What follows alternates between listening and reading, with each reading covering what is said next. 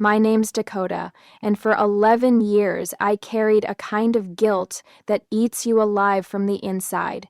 It changes your posture, your voice, the way you look at yourself in the mirror, because when your own family tells you that you killed your sister, you start to believe it. It happened when I was 16.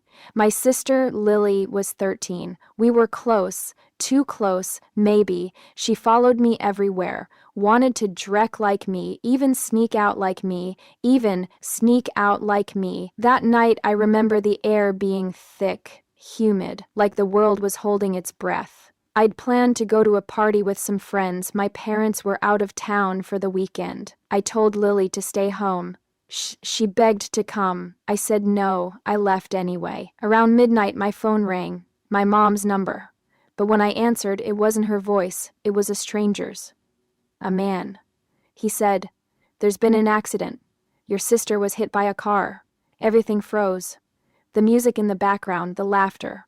It all just blurred into silence. I remember dropping my drink, running outside barefoot, the gravel cutting into my feet as I screamed for someone to drive me to the hospital. When I got there, I saw my parents in the hallway.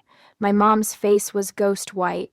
My dad's jaw was locked. And then they told me Lily didn't make it. She'd been walking near the old bridge, the one I told her to stay away from.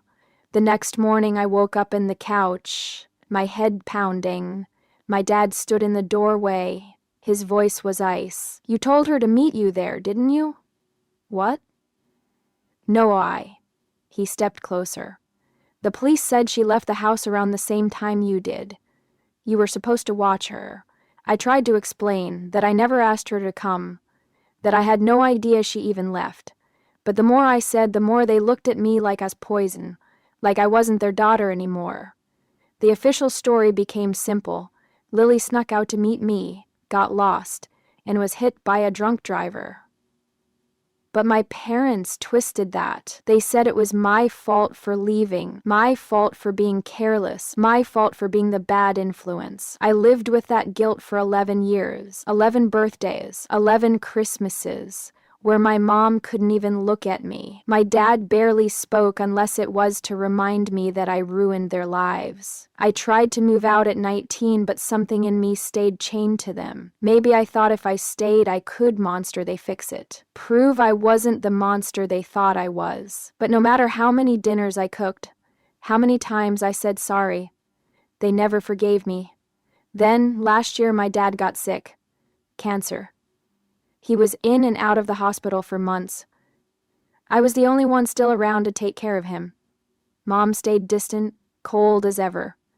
One night, while cleaning his room, I found a locked drawer in his old desk.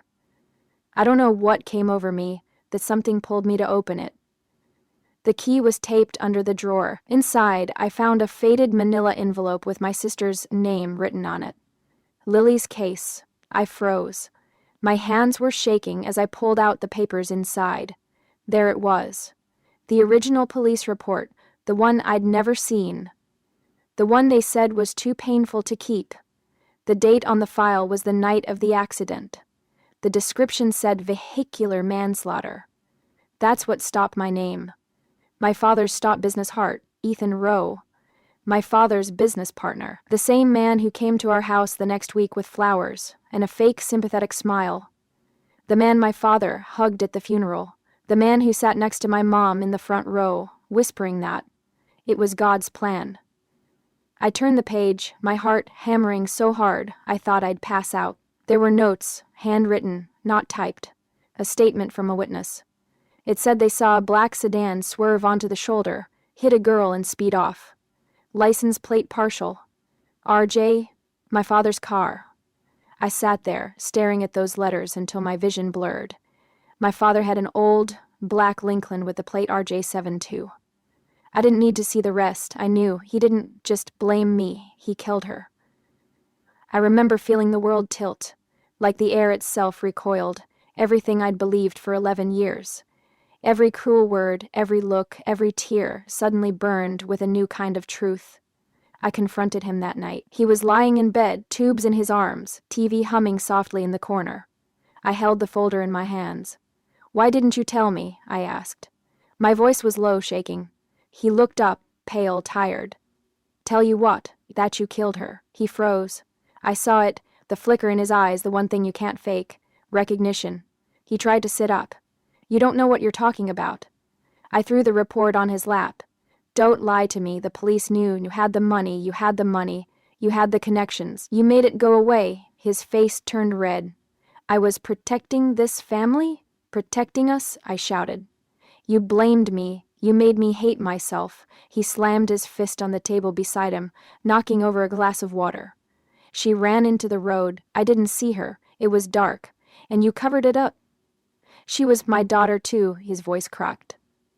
Do you think I could have lived with that? Do you think your mother could have survived knowing I killed her? So you made me the monster. You made me the monster instead. Silence. The TV hissed in the background. I could hear the oxygen machine clicking, his breath shallow and uneven.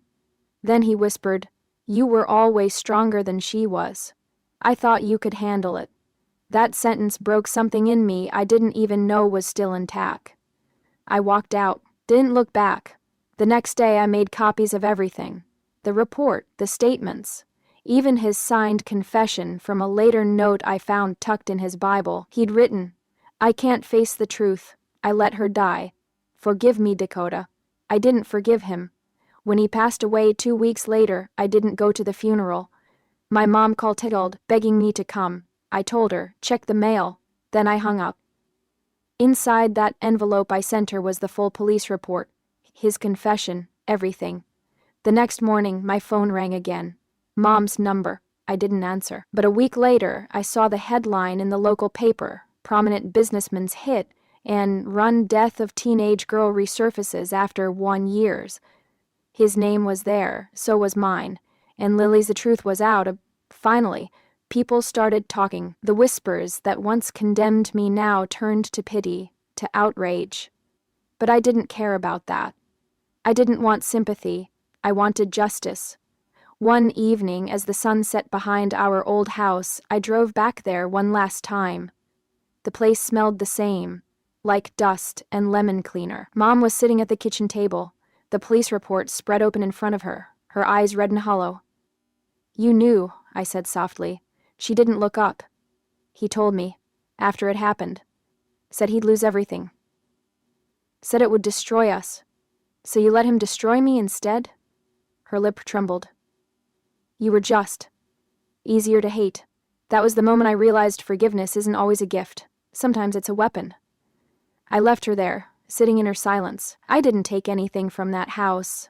Not a photo, not a letter, just the truth. And now, when people ask why I don't talk to my family anymore, I tell them this.